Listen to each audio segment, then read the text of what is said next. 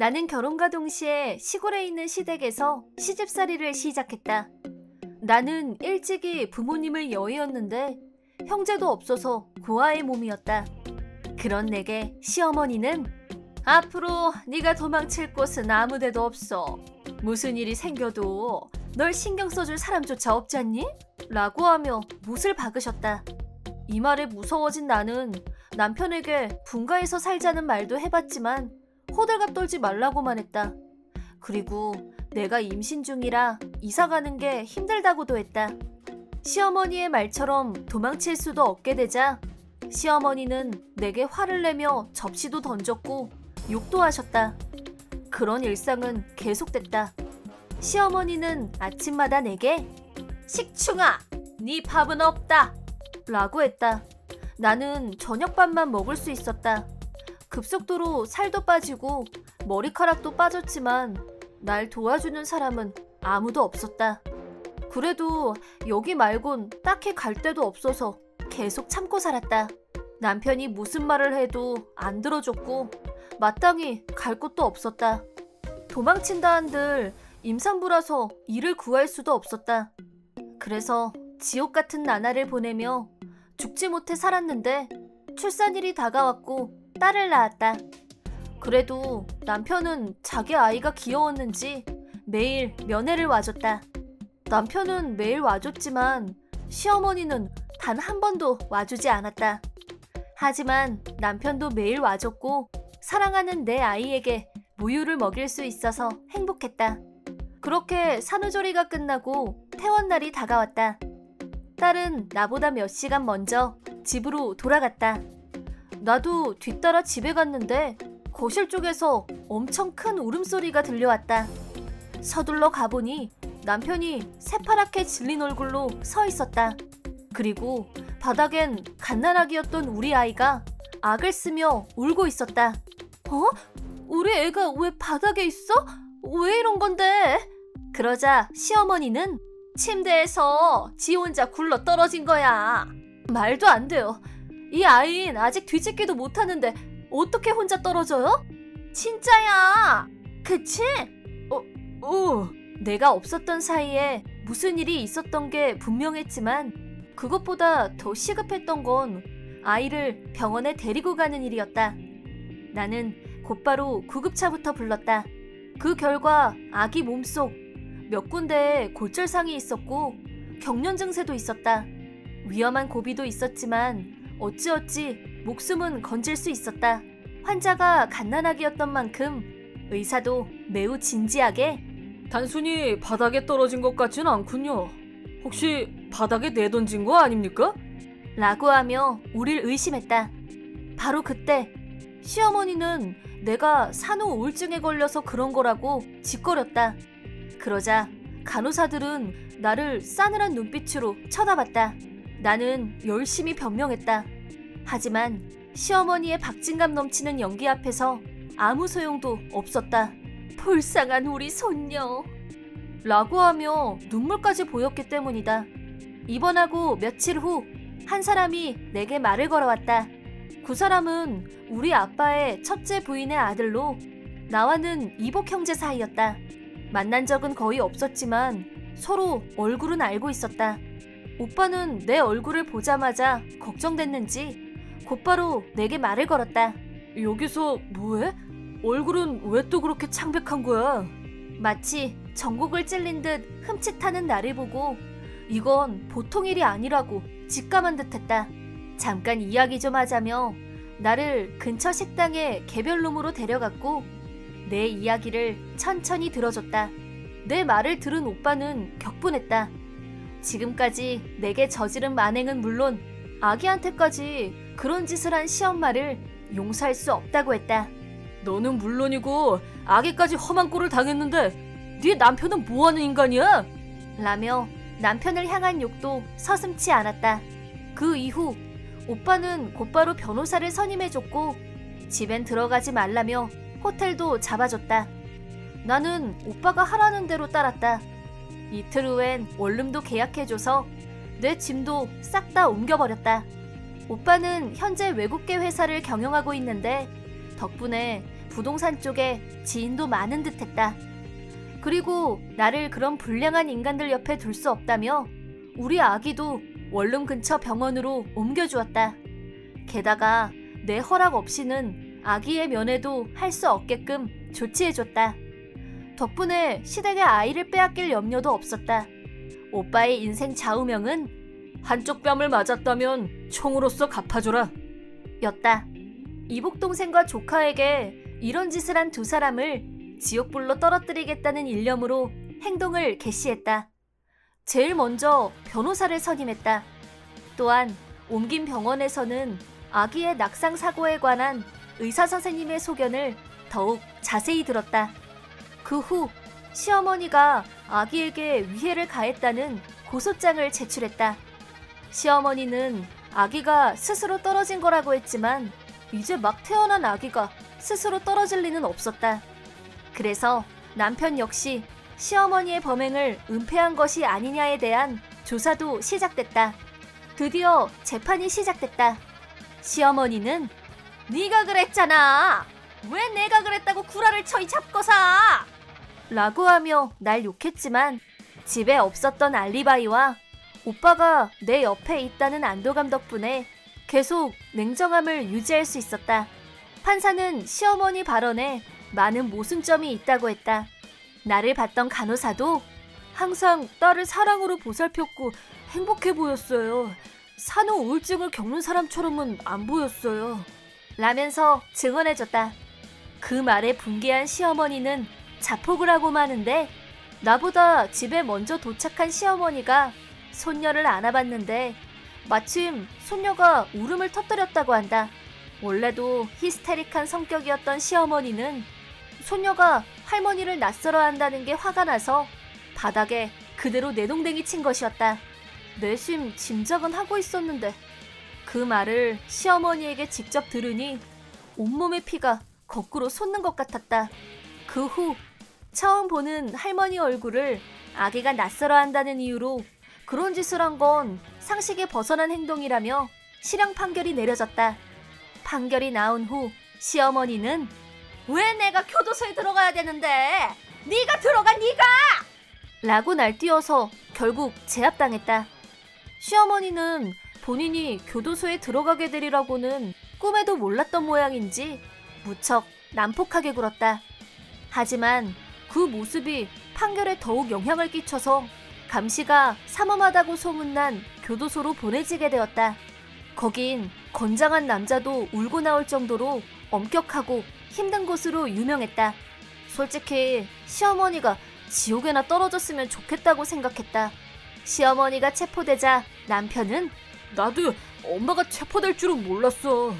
앞으로는 우리 셋이서 잘 살아보자. 해야 할 빨래도 많고 네가 차려주는 밥도 오랜만이니까 오늘은 상다리 부러지게 차려줘. 라고 하며 아무 일도 없었다는 듯이 말했다. 뭐? 당신 제정신이야? 우리 아이가 학대당하는 걸 보고도 모른 척했던 당신이랑 어떻게 같이 살아? 위자료 청구랑 이혼당할 준비나 하라고. 왜 그래 자기야. 잘못한 건 엄마고 엄마는 이미 체포됐잖아. 당신도 시어머니랑 똑같아. 아무튼 나랑 우리 딸 근처엔 얼씬도 하지 마. 라고 하자 남편은 넋이 나간 얼굴로 움직이지 않았다. 그 후 나는 변호사를 선임했고 남편과 이혼했다. 상당한 액수의 위자료도 받게 됐다. 그리고 시어머니가 체포되자 남편도 시어머니의 범행을 그저 가만히 지켜보기만 했다는 소문이 퍼져나갔다. 동네 사람들은 자기 딸을 죽이려고 했던 엄마 편을 들다니. 말도 안 돼. 이혼당해도 싸지. 라고 하며 남편을 두고 수군거렸다. 모두가 예상한 대로 그 소문은 좁은 시골 동네에 급속도로 퍼져나갔고 전 남편의 회사에까지 소문이 퍼졌다고 한다. 그 결과 동료와 상사들도 전 남편을 벌레 보듯 했다고. 전 남편은 우울증이 생겨서 스스로 회사를 나왔다고 한다. 적어도 나는 남편과 시어머니가 같은 죄를 저질렀다고 생각한다. 그런 남편이 뻔뻔하게 나와 같이 살려고 했던 것도 평범하게 살아가는 것도 용서할 수 없었다. 그래서 우울증으로 회사를 관뒀다고 들었을 때 속으로 쾌재를 외쳤다. 내가 좀 심했나? 그 후 나는 이복 오빠의 회사에서 사무직으로 일하기 시작했다. 또한 오빠에겐 여자친구가 있었는데 조만간 결혼할 예정이라고 한다. 예비 새언니도 정말 좋은 사람이었다. 혼자 아이를 키우는 나를 도와주곤 했다. 게다가 두 사람은 내 원룸에 놀러올 때마다 쌀과 고기, 채소 등을 사다 날라줬다. 내가 시어머니에게 당한 만행과 우리 딸의 골절상 이야기를 들으며 함께 화를 내고 울어주기도 했다. 말도 안 돼. 그런 짓을 하는 인간이 있다니. 우린 하늘씨의 가족이에요. 우리가 지켜줄게요. 남편조차 이런 말을 해준 적이 없었는데 예비 새언니의 말을 듣고 나도 모르게 눈물이 나왔다. 오빠는 나 혼자 고통을 받아온 것에 대해 엄청 마음 아파하고 있었다. 좀 더 빨리 서로의 근황을 물어봤어야 했는데 가족인데도 몰라줘서 미안해. 라면서 사과했지만 나는 고마운 마음뿐이었다. 지금 이렇게 도와주는 것만으로도 정말 행복했다. 지금까지 나는 인간의 탈을 쓴 시어머니와 항상 제멋대로인 남편 외에 내 편은 없다고 믿어왔었다. 그래서 참고 버텼다. 하지만 지금 내겐 자랑스러운 오빠와 예비 새언니가 있고 사랑하는 딸도 있다. 지금까진 정말 힘들었다. 하지만 앞으로는 꽃길만 걸어갈 것 같은 확신이 든다. 나와 남편은 맞벌이인데 며칠 전 내가 출장을 가게 됐다. 처음엔 계약을 체결하기까지 일주일이 걸릴 거라고 했지만 생각보다 계약이 빨리 체결됐다. 그날 나는 KTX를 타고 집에 돌아갔다. 마침 출장 중에 남편 생일이 있었는데 아직 아이가 없었던 우리는 서로의 생일을 잘 챙겨주곤 했었다. 몰래 집에 가서 남편의 생일을 서프라이즈로 축하해줄 생각이었다. KTX에서 내린 나는 빵집에 들러서 케이크를 샀고 가까운 마트에서 와인을 사서 집에 돌아갔다. 깜짝 놀라겠지? 그런 생각이 들자 내 얼굴엔 웃음이 새어나왔다. 하지만 곧바로 내게 어떤 시련이 다가올 거라고는 차마 생각도 못했다. 집에 도착해서 문을 열려는데 문은 이미 열려 있었다. 오늘은 일찍 왔네? 라고 생각하며 집에 들어갔는데 처음 보는 여자 신발이 놓여 있었다. 여자 손님이 와 계신가? 맨 처음 거실을 확인해보자 거기엔 와인과 안주 그리고 먹다만 생일 케이크와 음식들이 있었다. 뭐지? 라는 생각을 하고 있는데 어떤 소리가 들려왔다. 그 소리에 귀를 기울이며 다가가자 그건 욕실에서 들려오는 소리였다. 닫혀있는 욕실 문에 귀를 대고 들어봤다. 그건 분명 그 행위를 하는 소리였고 욕실 안엔 여자의 음란한 신음소리가 울려 퍼지고 있었다. 근데 어디서 많이 들어본 목소리였다. 남편의 목소리를 들은 순간 나는 넋이 나갈 뻔했다. 하지만 곧바로 분노가 치밀었다. 나는 탈의실 문을 살짝 열어 두 사람의 옷부터 꺼냈다. 그 후 문을 닫고 커튼봉으로 문을 막아버렸다. 내가 이러고 있을 줄은 꿈에도 모르고 두 사람은 여전히 욕실 안에서 그 행위를 즐기고 있었다. 속이 부글거리는 걸 간신히 참으며 나는 사람들을 불러 모았다. 첫 번째로 부른 건 시부모님이었다. 부른 현장을 직접 보여줌으로써 나중에 우위를 차지하기 위해서였다. 두 번째로 부른 건 내 동료이기도 하고 남편과 욕실 안에서 그 행위를 즐기고 있는 여성의 약혼자이기도 한 기섭이었다. 다행히도 세 사람 다 내 연락을 바로 받아줬다. 나는 간단히 사정을 설명한 후 지금 당장 여기로 와달라고 부탁했다. 갑작스러운 나의 말에 시부모님은 세상에나 그게 진짜니? 라고 하며 도저히 믿기지 않는다는 반응이었다. 죄송하지만 다 사실이에요. 제가 지금 현장을 막아놔서 두 사람은 도망갈 수도 없어요. 지금 여기로 와주시겠어요? 그렇게 말하자 시아버지가 곧바로 알았다. 지금 바로 가마. 라고 했다. 내 직장 동료인 기섭이는 처음에 진선이가? 라고 하며 놀라했다. 하지만 내 이야기를 듣더니 요즘 좀 수상해 보이긴 했는데 상대가 누군지는 모르고 있었다고 했다. 그게 설마 네 남편이었을 줄이야. 나와 기섭이, 진선이는 같은 회사에서 일했고 남편은 우리 회사의 거래처에서 일하고 있었다. 그래서 진선이와 기섭이와도 아는 사이였다. 그러던 사이 탈의실 문이 덜컹거리기 시작했다. 그러자 안에서 문이 왜 안 열리지? 어떻게 된 거야? 뭐라고? 진짜래? 이게 왜 안 열리지? 그러면서 두 사람은 문을 흔들고 있었다. 그때 내가 다가가서 커튼 봉으로 문을 막아놨거든. 안 열릴 거야. 라고 하자 두 사람은 깜놀했다. 나리야!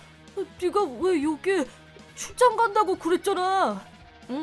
생각보다 계약이 일찍 체결됐거든. 그래서 당신한텐 비밀로 케이크도 사서 집에 온 건데 설마 불륜 현장을 마주하게 될 줄은 상상도 못했어.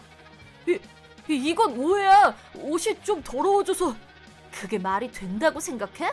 선배님, 저희 그런 사이 아니에요. 잠깐 헛바람이 들었다고 해야 될까? 딱 그 정도예요. 잠깐 헛바람이라고? 그런 변명이 과연 모두에게도 다 통할까? 네? 그게 무슨 말씀이세요? 그게 무슨 말이야? 무슨 말이고 나발이고 나 혼자서는 이 불륜 현장을 감당할 수 없을 것 같아서 시부모님이랑 기섭이도 불렀어. 농담하지 마세요. 농담이지? 문 너머로 두 사람이 떠들고 있는 사이 때마침 현관문 벨이 울렸다. 왔나 보다. 말도 안 돼. 장난하시는 거죠? 부모님까지 부르다니. 이제 장난은 그만해. 바로 그때 시끄러운 두 사람을 풀어주자 두 사람과 시부모님, 기섭이가 딱 마주쳤다. 빨리 옷 주세요. 내 옷은 어디 있는 거야? 두 사람 다 옷을 어디에 벗어놨는지 까먹을 정도로 행복했나 보네. 참고로 옷은 발 밑에 있어. 그렇게 말하자 두 사람은 옷을 챙겨 입었다. 그리고 거실로 나왔는데 시아버지가 남편에게 뭐가 장난이란 거야? 나리가 출장을 간 틈을 노려서 불륜을 저지르다니. 이 쓰레기 같은 놈. 불륜은 내가 제일 싫어하는 말이다. 라면서 시어머니도 거들었다. 그리고 기섭이는 냉혹한 눈을 하고는 네가 바람을 피우고 있다는 건 어렴풋이 알고 있었어. 근데 그게 불륜이었을 줄이야. 그것도 선배 남편이라? 너 진짜 최악이다. 기섭아, 잠깐만. 너무 외로워서 그랬어. 제발 나 좀 용서해줘. 용서? 진심이야? 당장 약혼부터 취소하자. 식장 예약은 이미 다 돼 있으니까 식장 취소 비용이랑 위자료는 각오하는 게 좋을 거야. 기섭아, 잠깐만. 미안해. 용서해줘. 조금 놀다가 헤어지려고 했었어. 널 많이 아껴주던 직장 선배의 남편을 잠깐 놀 상대로 정하다니. 넌 그냥 쓰레기구나. 네가 한 실수를 나리가 얼마나 감싸줬는지 알아? 은혜를 원수로 갚는다더니. 그게 딱 너네. 그리고 기섭이는 내게 머리를 푹 숙이며 말했다. 정말 미안해. 일단 부모님께도 이 일을 말씀드려서 약혼부터 바로 취소할 생각이야. 남편은 벙쪄 있었고 진선이는 계속 기섭이의 이름을 부르며 울고 있었다. 뭐 내 알바는 아니지만. 그 후 진선이는 기섭이에게 한 번 더 기회를 달라고 하며 사죄했지만 이미 마음이 식어버린 기섭이는 약혼을 취소했다. 결국 약혼 파기에 대한 위자료와 예식장 비용도 물어내야 했다. 진선이의 부모님은 딸이 결혼하면 다 같이 살 2세대 주택도 세우셨다고 한다. 물론 기섭이의 월급만 믿고. 근데 그 계획이 깨지자 진선이의 부모님은 극대노했다. 너 같은 건 이제 내 딸이 아니다. 두 번 다시 찾아오지도 마. 빚도 네가 다 갚아. 라고 하며 절연당했다고 한다. 당연히 이 소식은 우리 회사 내에 빠르게 퍼져나갔다.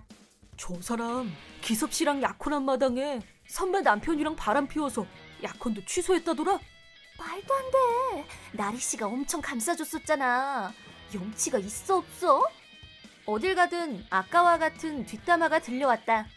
그러다 결국 한 달도 못 버티고 퇴사했다고 한다. 당연히 남편과 나는 이혼했다. 진선이와 그 짓을 했던 아파트에서는 도저히 못 살 것 같아서 아파트가까지 더해 위자료를 청구했다. 시아버지도 엄청나게 극대노하셨지만 시어머니가 상상 이상으로 불륜에 대한 거부 반응을 드러내셨다. 그렇게 결국 남편도 절연당했다. 또한 남편 회사와 우리 회사는 오래된 거래처 관계였는데 남편 회사에도 우리 회사 여직원과 바람이 나서 이혼당한 소문이 퍼지고 말았다. 상사에게 손절당한 남편 역시 반년도 못 채우고 회사를 관뒀다고 한다. 그 후 진선이는 엄청난 빚을 갚기 위해 낮에도 일을 하고 반일까지 하는 상황이 됐고 불륜이라는 꼬리표가 붙은 남편은 좀처럼 이직도 하지 못하고 싸구려 아파트에서 비참한 생활을 하고 있다고 한다. 두 사람 다 꼴 좋다. 설마 남편 생일날에 후배와의 불륜 현장을 보게 될 줄은. 마음에 깊은 상처가 남게 됐지만 그런 나를 동료인 기섭이가 세심히도 챙겨줬다. 한잔 하러 가자. 라고 해주거나 밥 먹으러 갈래? 라고 하며 점심도 사주기도 했다. 날 항상 웃게 해주는 기섭이 덕분에 마음의 상처도 나아가는 중이다. 전부터 진선의 바람을 의심하고 있던 기섭이는 다행히 마음의 상처를 많이 받진 않았다. 오히려 상대가 누군지 찾고 있던 중이었으니까. 그로부터 1년 후 우리는 동료에서 연인으로 발전했다. 우리가 불륜의 피해자임을 알고 있던 주변 동료들은 서로 불륜의 상처를 보듬어주다 눈 맞는 거 아니냐는 라고 하며 우릴 놀리곤 했는데 진짜 그 말대로 돼버렸다. 우리가 사귀게 된 계기는 직장 동료들의 놀림에 기섭이가 먼저 우리 그냥 확 사귀어버릴까? 라고 했고 그 말에 내가 오케이를 하면서부터였다. 그때 난 이미 기섭이를 좋아하고 있었고 기섭이도 본인의 진심을 언제 어떻게 고백하면 좋을지 고민하고 있었다고 한다. 근데 그 고백이 너무 구렸다면서 동료에게 신세 한탄을 했다고. 설마 불륜 피해자였던 우리가 사귀게 될 줄은 생각도 못했다. 하지만 이번엔 진짜 좋은 예감이 든다. 내 이름은 김성은, 33살이다. 남편과 맞벌이를 하며 아이들을 키우고 있다. 첫째 희준이, 둘째 소희, 막내 희라를 키우다 보니 매일이 시끌벅적했지만 우리는 화목하고 행복하게 지내고 있었다. 그 당시 우리 가족은 이사를 앞두고 있었다. 결혼하고 쭉 아버님 명의의 아파트에서 살았고 아버님이 최소한의 월세만 받으셔서 살림에도 많은 도움이 됐었다. 하지만 아이들도 점점 커가고 좀 더 넓은 집에서 사는 게 좋겠다는 생각이 들었다. 넓은 새 집에 살게 돼서 기뻤지만 사실 나는 잔소리가 심한 시어머니와 떨어져 살 수 있다는 게 제일 기뻤다. 성은아, 희준이는 잘 크고 있지? 어제 보니 희준이가 기운이 좀 없어 보이던데? 아, 어제 희준이가 좀 피곤했었나 봐요. 걱정 안 하셔도 돼요. 피곤했다고? 그걸 네가 어떻게 하니? 희준이가 그랬니? 항상 넌 네가 다 안다는 식으로 말하는데 조금만 더 그 사람의 입장이 돼서 말할 순 없겠니? 하여간 명문대 출신 여자는. 시어머니는 남편의 출신 대학보다 내 출신 대학이 더 명문인 게 마음에 안 드는 듯했다. 결혼 전부터 무슨 말을 하든 이걸로 트집을 잡곤 하셨다. 성은아, 넌 언제 봐도 기가 참 세 보이는구나. 명문대 출신 여자들은 성격도 참 나쁘더라. 그런 새침한 얼굴을 하고 우리 아들을 꼬신 거니? 네 머리가 좋다고 유세 떨지 말거라.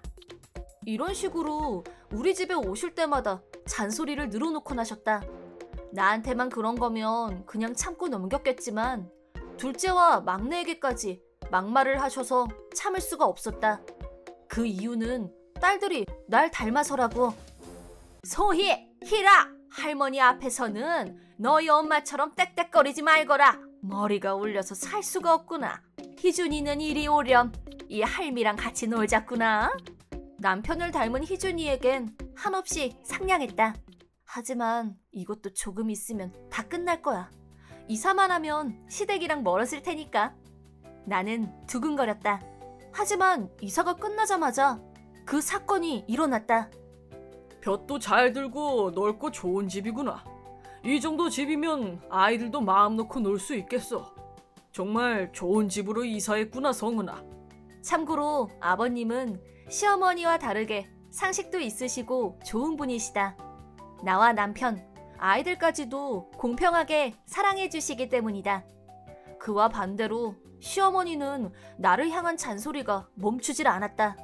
이때도 아버님이 2층을 보고 싶다고 하셔서 남편과 함께 2층으로 올라간 상황이었다.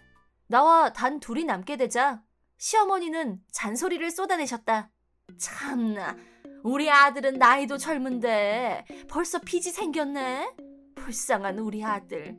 넌 머리도 좋은 애가 그 정도 배려도 할 줄 모르니? 빨리 우리 아들을 놔주는 게 좋을 게다. 이사는 남편과 함께 정한 일이다. 또한 나도 일하고 있으므로 함께 맞벌이를 하며 모든 빚을 갚아나갈 생각이었다. 내가 마음에 안 든다는 이유로 무슨 트집이든 잡고 싶으셨던 걸까? 하지만 일일이 반박한다 해도 분명 타격감은 1도 없을 게 뻔했다. 이럴 땐 대충 맞장구를 쳐주며 한기로 흘려버리는 게 상책이었다. 이날도 그러게요 라는 말로 대충 넘긴 후 저녁 식사 준비를 하겠다며 나와버렸다. 시어머니는 내 반응이 별로였는지 2층으로 올라가 버리셨다. 드디어 가셨구나 라고 안도한 것도 잠시 넌 대체 뭐하는 인간이야? 갑자기 2층에서 아버님의 고함 소리와 아이들의 울음소리가 들려왔다. 지금까지 아버님은 아이들을 혼낸 적이 단 한 번도 없었다. 평소에 다정하던 아버님이 고함을 지르시다니 대체 무슨 일이지? 안 좋은 예감이 든 나는 서둘러 2층으로 올라갔다. 아버님, 무슨 일이세요? 하지만 극대노하신 아버님 귀엔 내 말조차 들리지 않는 것 같았다. 이런 멍청한 것 같으니라고! 라고 하며 여전히 아이들 앞에서 고함을 치셨다. 아이들은 모두 다 흐느껴 울고 있었다. 아버님, 아이들이 무슨 잘못이라도... 드디어 내가 왔다는 걸 눈치챈 아버님은 고개를 돌리셨고 나와 눈이 마주쳤다. 성은아, 미안하구나. 멍청한 우리 마누라가 애들한테 이상한 짓을... 라고 하더니 고개를 떨구셨다. 여보, 난 아무 짓도 안 했어요. 아버님이 착각하신 거다. 시어머니는 곧바로 껴들었다. 그러자 아버님의 얼굴은 또다시 험악해졌다. 그 입 닥치지 못해! 라고 하며 시어머니에게 화를 냈다. 천하의 시어머니도 아버님이 무서웠는지 입을 다물었다. 아버님의 말씀을 들어보니 사건의 전말은 이러했다. 먼저 아버님은 아이들에게 화를 낸 것이 아니라 시어머니에게 화를 낸 것이었다. 시어머니는 나와 있던 1층에서 2층으로 올라갔고 아이들이 놀고 있는 방을 지나가고 있었다.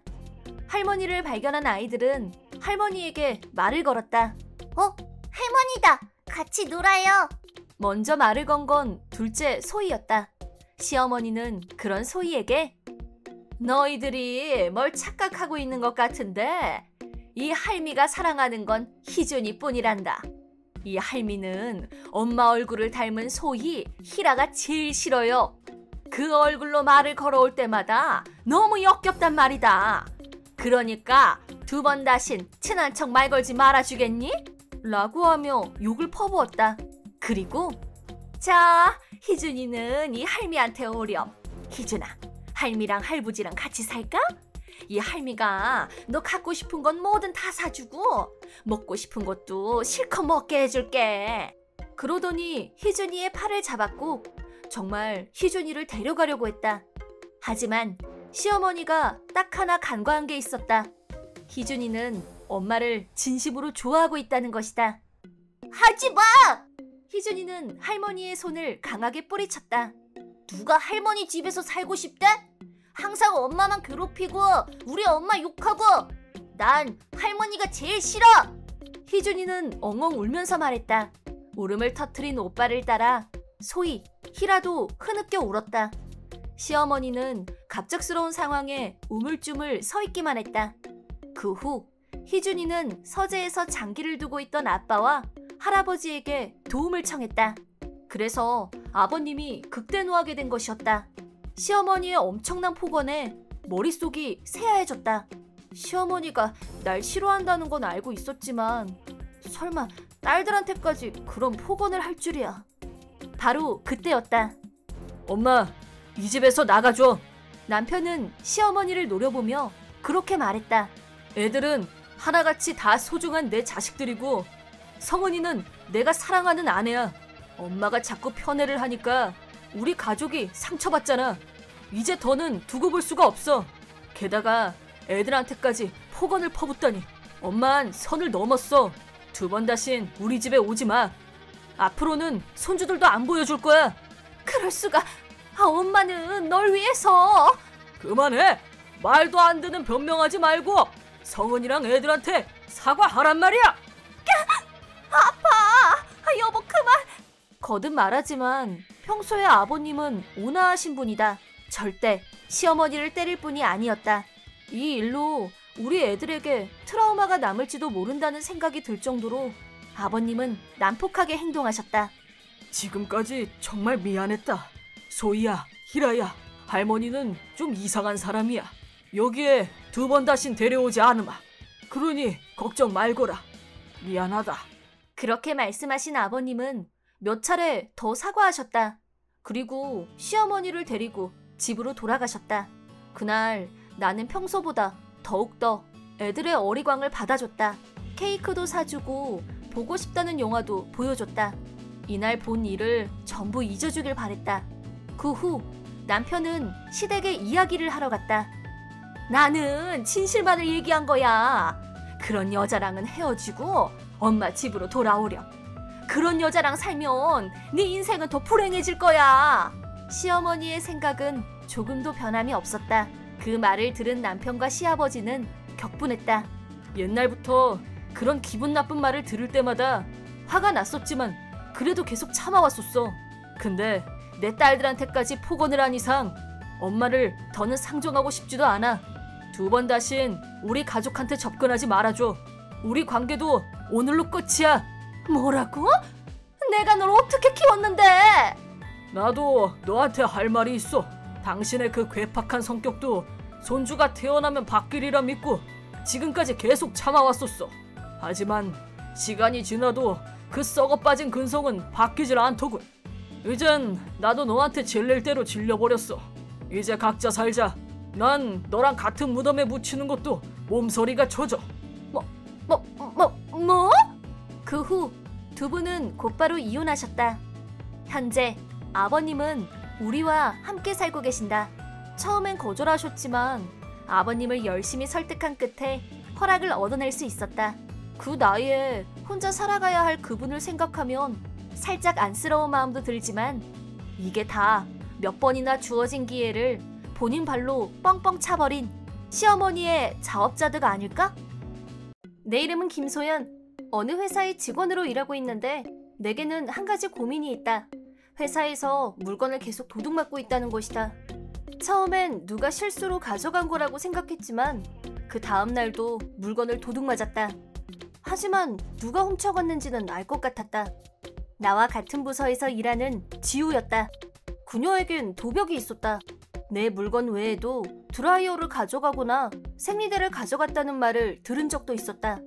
하지만 현장을 재빠르게 빠져나가는 탓에 현행범으로 잡힌 적은 없었다. 그래서 뭐라고 할 수도 없었다. 또한 남자 직원의 우산을 훔쳐간 적도 있었다. 그래서 지우씨가 제 우산 가져가셨어요? 라고 따져 물었지만 지우가 성희롱을 당했다고 난리를 치는 바람에 그 남직원이 징계를 받고 말았다. 그 이후 남자 직원도 심증은 있으나 결정적인 증거가 없어서 아무 말도 못하게 됐다. 게다가 지우는 성격도 약아서 상사들의 비위를 잘 맞췄는데 상사들도 그런 그녀를 좋아했다. 왜냐면 지우가 내 우산을 가져갔을 때 지우씨가 제 우산을 가져갔어요 라면서 상사에게 보고한 적이 있었는데 지우씨가 그걸 가져갔을 리가 없지. 소연씨가 착각한 거야. 착각이 아니에요. 지우씨가 제 우산을 쓰고 있었어요. 소연씨 우산이랑 똑같은 걸 갖고 있었을 수도 있지. 라고 하며 조금도 믿어주지 않았다. 내 이름을 붙여놔도 깨끗하게 뜯어내고 쓰는 통에 전혀 증거가 되지 않았다. 그렇다고 나만의 우산을 만들기엔 돈이 아깝기도 하고 만든다 해도 똑같은 게 있었다고 우기면 아무 소용이 없었다. 그 이후에도 지우는 교활한 방법으로 도둑질을 계속했다. 물론 훔쳐가지 못하게 다들 자물쇠를 걸어 물건을 보관했지만 엄청 바쁠 때는 그냥 놔두고 올 때도 있었다. 지우는 그때마다 물건을 훔쳐간 듯했다. 게다가 지우는 훔친 물건을 항상 어딘가에 숨겨뒀다. 한 번은 지우에게 따지다 그녀의 사물함, 가방, 책상 안을 모조리 뒤진 적이 있었는데 아무것도 나오지 않았다. 그 일 이후로 지우의 행동은 더욱 대담해졌다. 본인을 범인 취급했다며 위자료까지 청구해서 눈물을 터뜨린 동료도 있었다. 그런 일이 있었기 때문에 현행범으로 그 현장을 잡기 전까진 두 손 놓고 바라만 봐야 했다. 갑자기 비가 내릴 때를 대비해서 우산이 필요했지만 예쁜 우산 같은 건 지우가 훔쳐갈까봐 가져갈 수도 없었다. 그래서 매일 3단 우산을 가지고 다녔는데 솔직히 무겁고 짐만 됐다. 그때 나는 TV에서 어떤 개그를 보게 되는데 순간 좋은 아이디어가 떠올랐다. 이거 괜찮겠는데?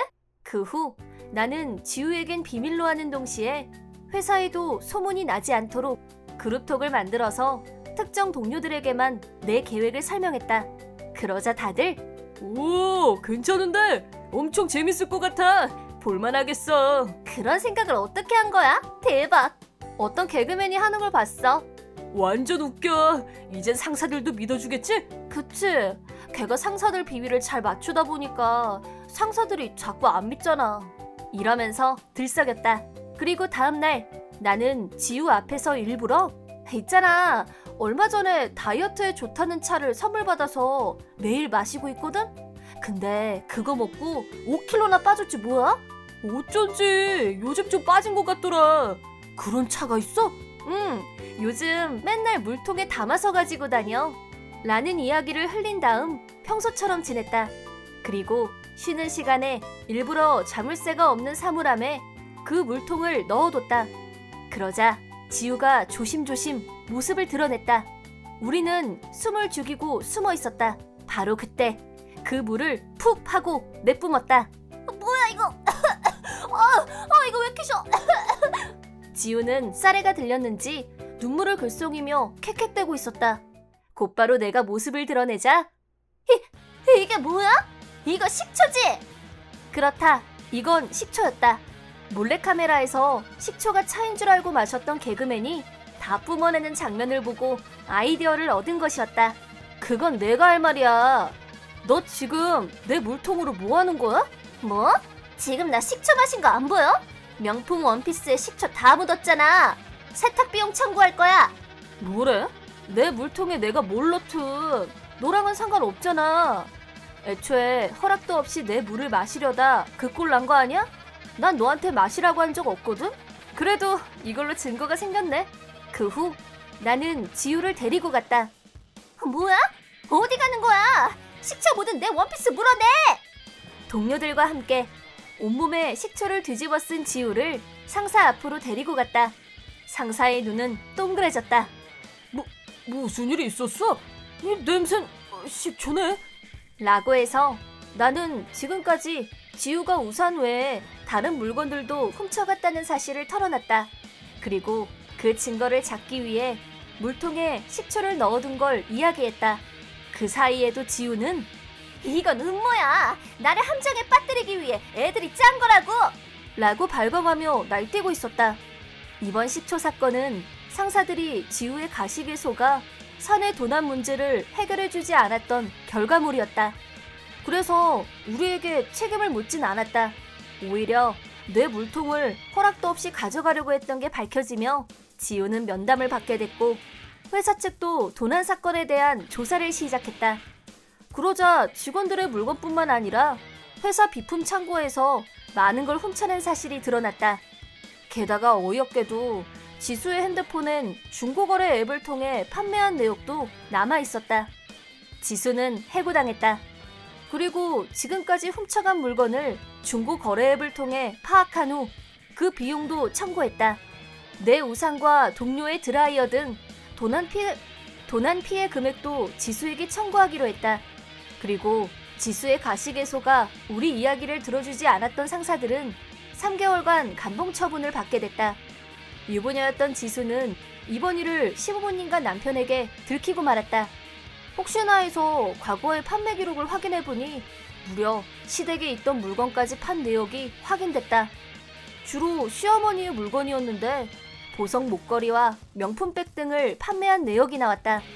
이 사실에 극대노한 시어머니가 이 도둑년 같으니 당장 나가! 당장 우리 아들이랑 이혼해! 라고 하며 지수를 쫓아버렸다고 한다. 남편도 남의 물건 훔쳐다 판 돈을 용돈으로 썼다니 너 미쳤구나. 더 이상은 너랑 못 살겠다. 나랑 이혼하고 집에서도 나가줘. 라고 했다고. 회사뿐만 아니라 시댁과 남편까지 속인 죄로 시댁 측도 위자료를 청구했다고 한다. 지수는 내게 너 때문에 난 모든 걸 다 잃었어. 이게 다 너 때문이야. 위자료는 내가 아니라 네가 내야 돼! 라고 하며 발악했지만 그런 억지가 통할 리 없었다. 혹시 우리 집까지 쫓아온다면 경찰을 불러야겠다고 생각했다. 하지만 시골에 사시던 지수의 부모님이 모든 피해자들을 찾아가 대신 사죄를 하셨고 위자료도 지불하실 것을 약속하셨다. 이혼당한 후 시댁에서 쫓겨난 지수는 부모님 집으로 강제 연행되었다. 아이가 없었던 게 천만다행이었다. 엄마가 도둑인 게 소문나면 친구들에게 따돌림을 당할지도 모르니까. 지수가 사라지자 절도 사건도 잠잠해졌다. 덕분에 더 집중해서 일을 할 수 있게 됐다. 사장님은 임원들이 자네들 말을 들어주지 않았던 건 명백한 회사의 잘못이네. 좀 더 빨리 사건 조사를 했었다면 피해도 줄었을 거 아닌가. 정말 미안하네. 라고 하며 고개 숙여 사죄했다. 사장님은 보상 차원으로 개인 사비를 사용해 우리 부서 직원들의 회식을 열어주셨다. 처음부터 다이렉트로 사장님한테 말씀드릴 걸 그랬어. 그러게 사장님이 상식이 있으신 분이어서 정말 다행이야. 근데 지수가 식초를 뿜었을 땐 진짜 대박이었어. 분명 그 물을 마시면 살이 빠질 거라고 생각했을 거야. 단숨에 들이키려다 푹 하고 뿜은 거겠지. 만약 내가 그 식초를 마셨다면 미각이 상실됐을지도 몰라. 그치? 맞아. 난 몰래 사진도 찍어뒀어. 오늘은 사장님이 쏘시는 거니까 마음껏 먹고 마시자. 내일은 또 힘내서 출근해야지. 이 사건 이후 지수는 시골 부모님이 하시던 채소 농사를 도우며 살고 있다고 한다. 작은 시골 동네라서 그런지 지수가 도둑질을 하다 이혼당해서 온 거라는 소문이 금세 퍼져버렸다.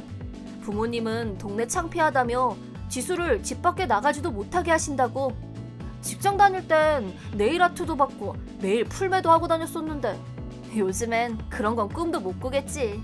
우리 남편은 자영업자인데 벌이가 거의 없어서 항상 적자를 보곤 했다. 하지만 내 직업이 간호사라서 생활에 지장은 없다. 집에서 시댁까지는 차로 20분 거리였는데 시부모님과 시누이는 내가 시댁에 갈 때마다 나를 괴롭혔다. 로아야, 이번 달도 생활비가 부족해서 그런데 100만 원만 줄 수 있니? 네? 저번 달도 돈이 부족하다고 하셔서 제가 50만 원 드렸잖아요. 그리고 저희도 벌이가 얼마 없어서 그렇게 큰 돈은 못 드려요. 뭐? 우리 아들 덕분에 먹고 사는 주제에? 너 진짜 건방지구나? 혹은 네가 지금 누구 덕분에 먹고 사는데? 라고 하신다. 그럼 남편은 야, 그냥 둘이자. 부모님이 힘드시다잖아. 이번 주말까진 꼭 송금해줄게. 어머, 우리 효자 아들. 우리 아들한테 이런 며느리는 너무 아깝구나.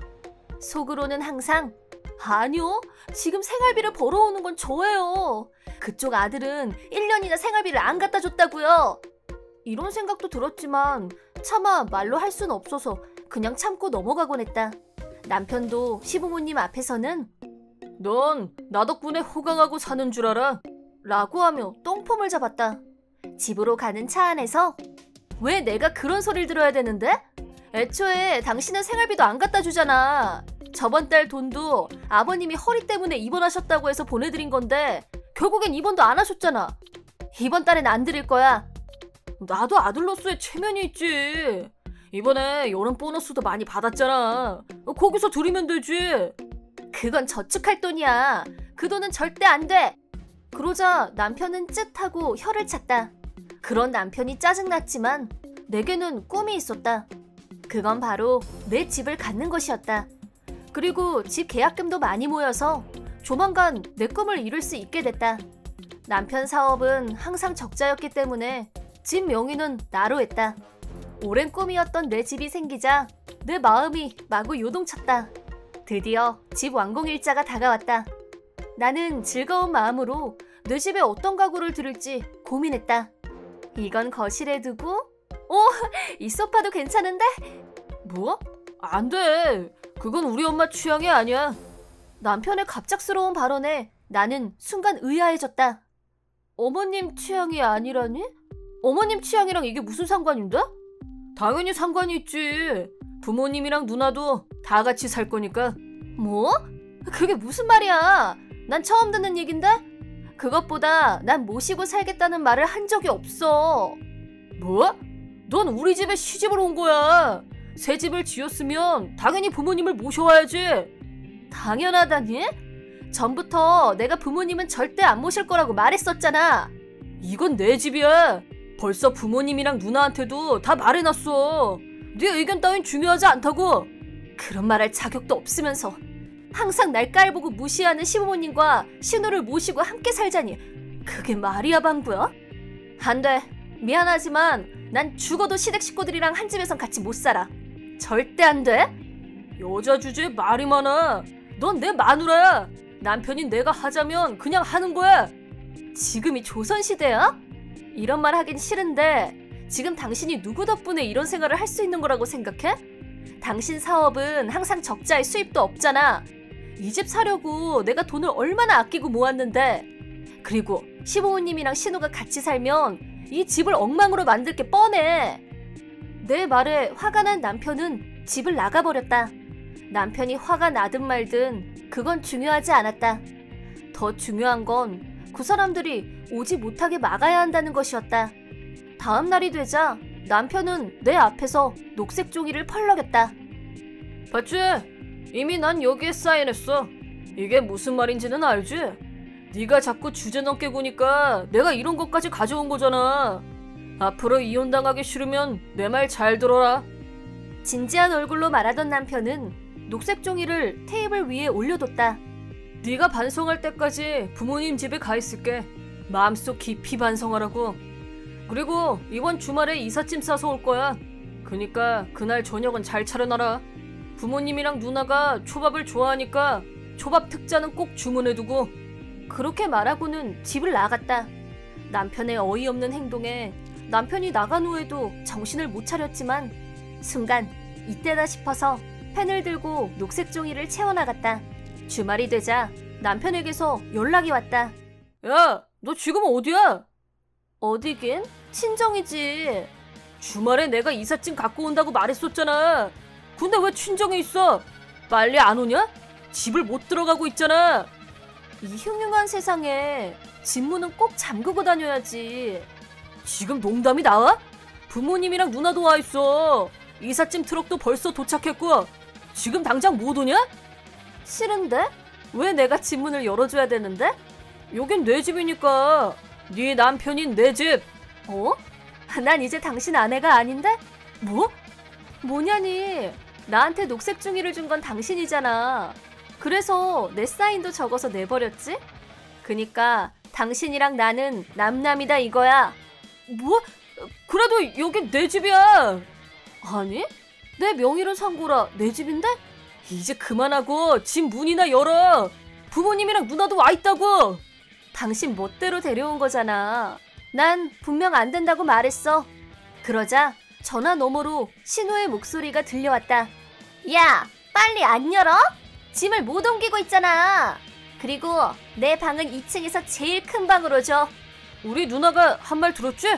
나랑 상관도 없는 사람들인데 집 문을 왜 열어줘? 보자 하니까 그거 허락도 없이 제출하다니. 아니, 애초에 당신이 가져온 거잖아. 거기에 먼저 사인한 것도 당신 아니야? 그렇게 말한 순간 전화 너머로 쨍그랑하는 소리가 들렸다. 열쇠가 없으면 창문을 부셔서 들어가면 되지? 이제 안에서 문을 열 수 있겠어. 얼른 짐부터 옮기자. 그러네. 네가 문을 안 열어주니까 일이 더 꼬여버렸잖아. 집 오자마자 창문 수리비부터 내놔. 그렇게 말하더니 전화가 뚝 끊겼다. 상식 밖의 행동을 한 신우이와 전 남편에게 깜놀했다. 나는 곧바로 경찰에 신고했고 얼마 지나지 않아 경찰이 도착했다.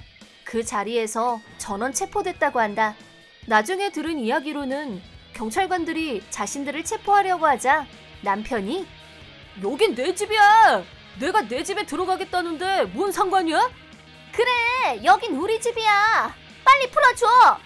라고 하며 난동을 피웠지만 경찰관에게 제압당한 후 연행되어 갔다고 한다. 그 후 옮기지 못한 이삿짐 비용은 전 남편에게 청구됐다고 한다. 전 남편은 내 허락도 없이 시댁의 이사 준비를 진행시켰는데 원래 살고 있던 아파트도 해약한 탓에 집도 절도 없는 신세가 돼버렸다고. 결국 4명 다 전과가 생겼다. 급하게 작은 원룸을 계약했지만 물건 둘 곳이 없어서 이삿짐 박스를 그대로 방치 중이라고. 엎친 데 덮친 격으로 전 남편의 사업도 망해서 막대한 빚을 지게 됐다고 한다. 정말 이혼하길 잘한 것 같다. 그 후 나는 새로 지은 내 집에서 부모님과 함께 살기로 했다. 혼자 살기엔 너무 넓었기 때문이다. 시아버지는 지병으로 조기 퇴직을 하셨지만 시어머니와 시누이는 꾸준히 알바를 하고 있었다. 하지만 앞으로는 내 수입으로 생활할 생각에 식비 걱정도 없어진 두 사람은 진작에 알바를 관뒀다고 한다. 덕분에 수입이라고 없는 세 사람과 빚뿐인 아들까지 4인 가족의 생활은 점점 궁핍해져 갔다. 이따금 내게 부부끼리 싸울 수도 있지. 이번엔 내가 잘못했어. 그니까 한 번 더 잘해보자.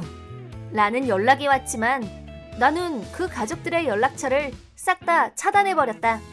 그리고 집에 찾아오면 신고할 거라는 연락만 했다. 그 사람들을 끊어내고 나니 속이 너무 시원했다. 당분간 남자라면 치가 떨리겠지만 언젠가 또 좋은 사람을 만나게 된다면 가장 이상적인 내 집에서 함께 살 생각이다. 내겐 다운증후군이 있던 동생이 한 명 있었는데 얼마 전 그 동생이 세상을 떠났다. 그리고 49세 때 부모님은 엉엉 우시며 우리 아들은 천사였어요. 그래서 하나님이 일찍 데려가신 겁니다. 라는 인사말을 하셨다.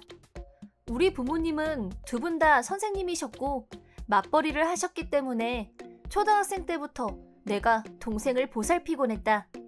유치원 및 학교의 등하원, 밥 차려주기, 목욕시키기 등등. 그때부터 동생을 돌보는 담당은 나였다. 지금 생각해봐도 학교나 학원에서 친구와 놀았던 기억은 없었다. 다운증후군인 동생을 돌보는 일은 상상 이상으로 힘들었다. 의사소통이 안 되는 건 물론이고 얼굴에도 그 특징이 드러났기 때문에 길에서 만난 반 친구가 우릴 신기한 눈으로 쳐다본 적도 있었다. 유치원 하원 시간엔 동생이 다른 친구와 싸웠다는 말을 듣고 사죄하기도 여러 번.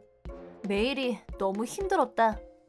당연히 부모님께도 말씀드려봤지만 가족끼린 서로 돕고 살아야지. 넌 누나면서 동생을 버릴 셈이니? 라면서 날 도와주지 않았다. 그랬던 부모님이 그런 인사말을 하다니. 나도 모르게 코웃음이 나왔는데 눈치 빠른 엄마가 날 째려봤다. 다 같이 밥을 먹으려고 하는데 엄마가 내게 말을 걸었다. 설마 너 동생이 죽어서 기쁜 건 아니겠지? 넌 슬프지도 않니? 내가 왜 웃었는 줄 알아? 엄마가 나한테 했던지 기억 안 나? 너란 애는 정말... 그 말을 들은 나는 술도 한잔 했겠다. 나란 애가 뭐... 엄마 아빠는 동생을 돌본 적도 없으면서 그런 말 할 자격이 있어? 동생이 유치원 들어갈 때부터 나한텐 동생만 돌보게 시켜놓고 내가 얼마나 힘들었는 줄 알아? 죽음을 슬퍼하는 건 누구나 할 수 있어. 근데 엄마 아빤 그냥 체면을 차리려는 것 뿐이잖아. 라고 하며 지금까지 쌓인 울분을 토해냈다. 그러자 엄마가 곧바로 내 싸대기를 때렸다. 나는 엄마에게 깔려 맞고 차이는 폭행을 당했다. 장소가 장소인 만큼 주위 사람들이 엄마를 말렸다. 그 후 나는 집을 나와 이모의 집으로 갔다. 이모는 항상 나를 도와주시는 분이었다. 부모님에게도 항상 둘째를 첫째한테만 돌보게 하는 건 옳지 않아. 그것도 다운증후군인 아이를. 맞벌이는 이제 그만해. 둘째 케어는 네가 직접 하란 말이야. 라면서 팩폭도 날려주셨지만 부모님은 나중에 고생할 아들을 위해서 조금이라도 더 돈을 벌어놔야 돼. 첫째는 아직 돈을 못 버니까 둘째 케어라도 해줘야지. 라고 하며 내게만 책임을 떠넘겼다. 그럼 아리 인생은? 어릴 때부터 다운증후군인 동생을 케어하느라 정작 친구들이랑 논 적도 없는데? 동생이 아픈데 당연히 돌봐줘야지. 우린 가족이니까.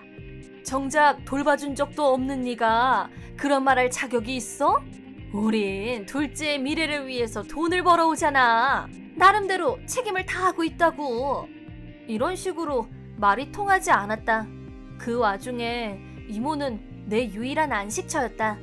옛날에 동생이 감기에 걸려서 고열이 났었는데 부모님께 전화를 하니 엄마 아빠는 일하고 있으니까 네가 동생 좀 잘 보고 있어 라면서 전화를 끊어버린 적이 있었다.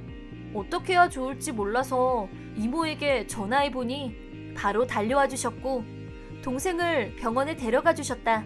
그리고 직장에서 돌아온 부모님에게 열이 있는 애를 애한테만 맡겨두다니 이건 학대나 마찬가지야.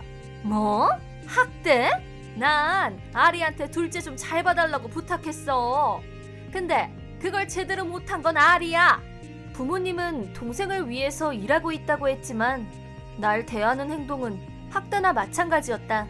그래도 차마 동생을 버려둘 순 없어서 내가 계속 동생을 돌봐줬었다. 하지만 시간이 갈수록 내 몸과 마음은 점점 지쳐갔다. 이모는 집에서 도망쳐 나온 내게 넌 최선을 다한 거야. 정말 잘했어. 이젠 널 위해 살으렴? 이제 부모님은 있고 멀리 떨어져 살아. 라고 말씀해 주셨다. 나도 이모 말씀대로 집을 나와 살기로 했다. 그 전에 내가 가져올 수 있는 건 전부 가져오기로 했다. 엄마에게 심하게 폭행당한 증거로 먼저 병원 진단서부터 뗐다. 또한 이모는 내게 변호사 친구분을 소개해 주셨다. 몇 년에 걸친 노동의 대가와 이번 폭행의 위자료까지 합해서 꽤 큰 액수의 위자료를 부모님에게 청구했다. 한편 나는 그 동네를 벗어날 준비도 했다. 내가 고소한 걸 안 엄마는 누나로서 아픈 동생을 돌보는 건 당연한 거야. 내가 왜 너한테 돈을 줘야 되니? 둘째는 이미 죽었어. 그니까 너한테 돈을 줄 필요도 없지. 지금까지 열심히 일해온 우리 몫이다. 라며 발뺌했다. 하지만 그 변명은 통하지 않았다. 오랜 시간 부모님이 내게 다운증후군인 동생을 돌보게끔 했다는 사실은 이 동네 사람이면 다 아는 사실이었기 때문이다. 덕분에 증언은 여기저기서 터져나왔다. 나와 동생은 나이차가 꽤 있었다. 그래도 여학생이 다운증후군인 아이를 돌보는 모습은 꽤 이상하게 보였을 것이다. 길을 걷다 보면 엄마 아빠는? 라는 질문을 받기도 했고 내가 커서도 아리는 정말 착하구나 라는 말을 들었다. 오히려 동생과 부모님이 함께 있는 모습을 본 사람이 거의 없을 정도였다.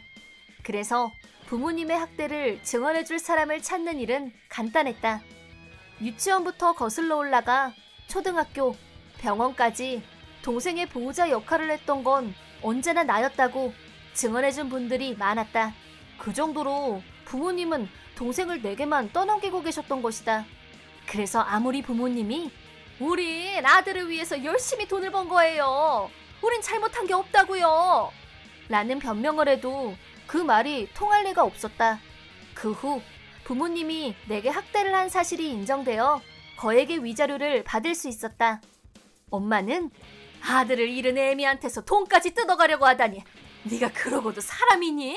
이 쓰레기 같은 것! 라고 하며 나를 욕했지만 곧바로 천벌을 받게 됐다. 딸인 내가 부모를 고소하자 부모님의 직장에도 그 소문이 퍼진 것이다. 부모님은 선생님이었는데 정작 본인은 자기 아이를 돌보지도 않고 계속 첫째에게만 떠넘긴 사실이 알려진 것이다.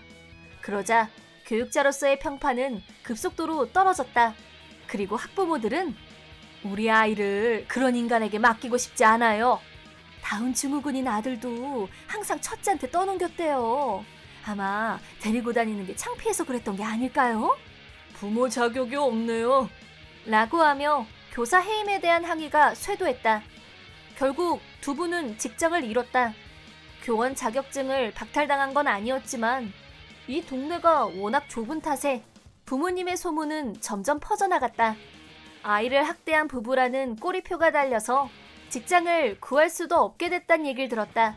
솔직히 내 속이 다 시원했다.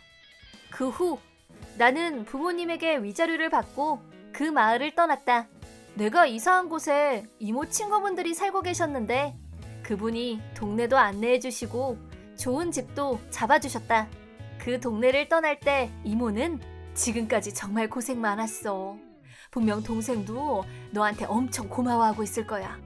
이제 넌 자유니까 앞으로는 즐거운 인생을 살아가길 바랄게.